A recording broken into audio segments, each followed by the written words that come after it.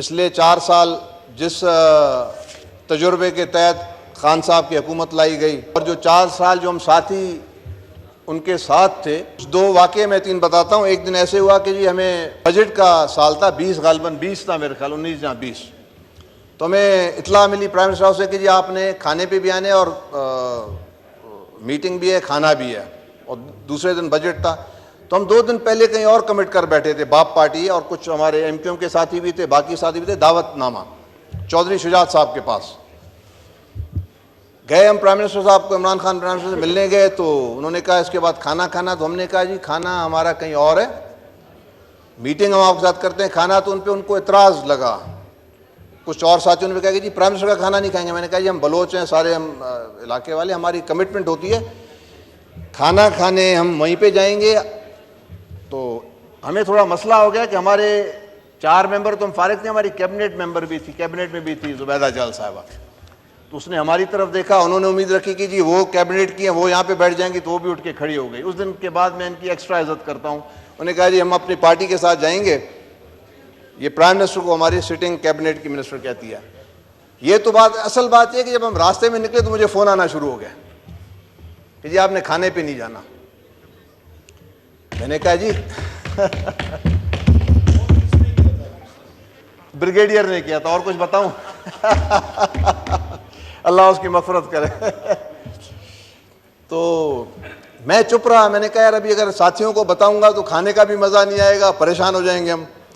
जब खाना, मैंने कहा जी अभी हम खाना खा लेंगे फिर बात करेंगे। कहता है नहीं जाएं तो बेहतर है। तो ये हालत थी पिछले 4 साल में जो वक्त गुजरा। उसके बाद फिर हम यहाँ पे तज्ज़िये करते थे आपस में बैठ के कि जी लेवल हम अपने चेक करते थे कि किसको किस लेवल का फ़ोन आता है, और हम फिर इज़्ज़त महसूस करते थे। जिस किस्म के अफसर का फ़ोन आता था उस किस्म से हम अपने को बताते थे कि जी हमारा लेवल ये है।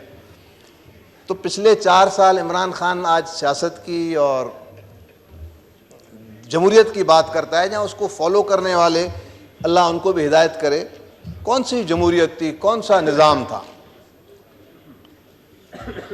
क्या हमें हमारे दिल को तसल्ली होगी कि जी वो जमहूरियत के लिए आया था। अगर 22 साल की मेहनत थी तो फिर अपने पाँव पे आता हम उसको सलाम करते।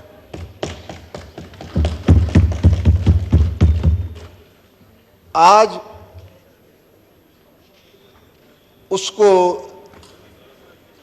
पहले लाने के लिए एक इदारा था, अब दूसरे इदारे की लड़ाई हो गई है। अब इदारों की लड़ाई में हम अवाम किधर जाएं? इस पाकिस्तान को इसलिए कायदे आज़म ने बनाया था कि ये सारे मिलके खिदमत करेंगे। पाकिस्तान का नाम अवाम है, ये अवाम के लिए मुल्क बनाता है, इंसानों के लिए बनाता है। अमेज़ॉन का जंगल नहीं है ये कि यहाँ पे दरख्तों की खाली ज़रूरत है। इस मुल्क को इंसानों के लिए बनाया, यहाँ के इंसानों के लिए इस मुल्क को हमने आरामदेह बनाना है, पॉलिसीज़ बनानी है। 70 साल में इन अवाम के लिए एक भी पॉलिसी नहीं बनी। अगर कहीं पे सूरज निकलने लगा तो उसको रोशनी कहीं से आई तो उसके साथ जो हशर हुआ वो सबके सामने है। मोहतरमा बेनज़ीर साहबा शहीद आपके सामने है, भुट्टो साहब आपके सामने है, लियाकत अली ख़ान, फातिमा जिन्ना, कितनी हम बातें करें। और आमराना दौर कितना कितना अरसा चला। अब अगर हमें कोई सबक सिखाए ना कि जी इस मुल्क में कानून और आइन, दिल दिमाग नहीं मानता। आइन अगर कानून है तो फिर सबके लिए बराबर आइन और कानून होना चाहिए। इस वक्त एकदम मोहब्बत हो गई आइन और कानून के साथ।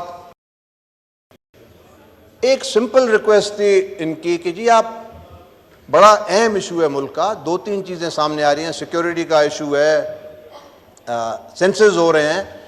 पहली दफ़ा तारीख में एक नए किस्म का इलेक्शन होगा कि एक अंडर, अगर 2 गवर्नमेंट्स आ जाती हैं उनके गवर्नमेंट्स के नीचे इलेक्शन, ये कैसे होंगे? तो इस पर अगर फैसला ही देना था, अगर फुल कोर्ट दे देता तो ज़्यादा बेहतर था, सारी जमातें मान लेती। और कहते कि जी पूरे कोर्ट ने दे दिया है। अब इस किस्म का जो फैसला है ये तो पूरा एक मुल्क में जो कैफियत पैदा कर ली है, क्योंकि इस हुकूमत जो मौजूदा हुकूमत है इसको तो ऐसे टाइम पे हुकूमत मिली और दी गई कि तबाही थी, क्योंकि इमरान खान का जो उस वक्त ग्राफ था या जो सिचुएशन थी वो खुद उनके मुंह से निकल जाता था, वो तबाही इनके गले में डाली। और अब हमारे साथ फिर ये भी हो रहा है कि आपको पॉलिटिकल सुसाइड भी कराया गया और आप आज एक नॉर्मल आम सी बात मांग रहे हैं जो हक है इसका, इतनी बड़ी जमातों का, कि जी फुल कोर्ट को बिठा दें। वो इतने 3 दिमागों से अगर 8, 10, 12 दिमाग बैठेंगे, उनके फैसले के आने से तकरीबन एक तसल्ली हो जाएगी कि जी सबका फैसला है। तो इस वक्त जिस तरफ हम मुल्क को धकेल रहे हैं,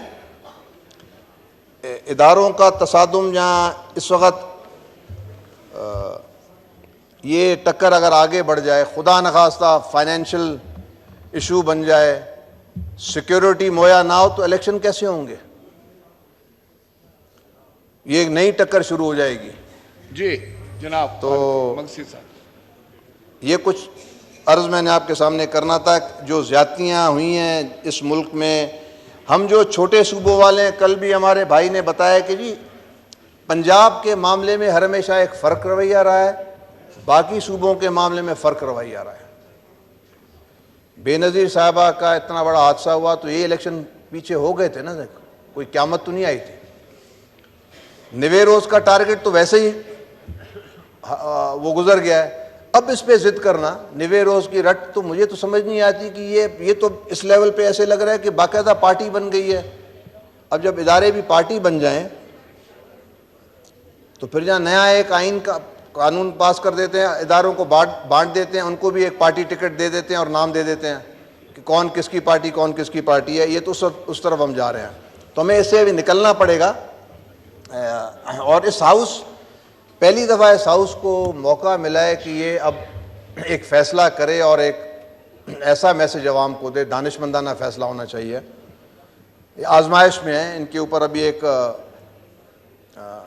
इनकी दानिश और इनकी वो टेस्ट में आ गई है और डट भी जाना चाहिए, घबराना भी नहीं चाहिए। हाँ, घबराने से काम कभी भी नहीं होगा, क्योंकि इमरान खान भी यही सबक देता है कि घबराना नहीं है। वही जब सबक दे रहा है तो फिर हम क्यों घबराएं? कुछ बजाओ बजाओ यार, कुछ ताली तो बजाओ।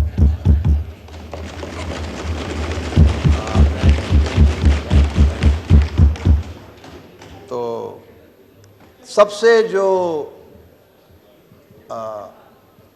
अहम इदारा है जिसको मैं कहूँगा, जहाँ उसको कहूँगा, वो ये है। इसको अगर आपने ऊपर नहीं रखा तो ये मुल्क कभी भी आगे नहीं जाएगा।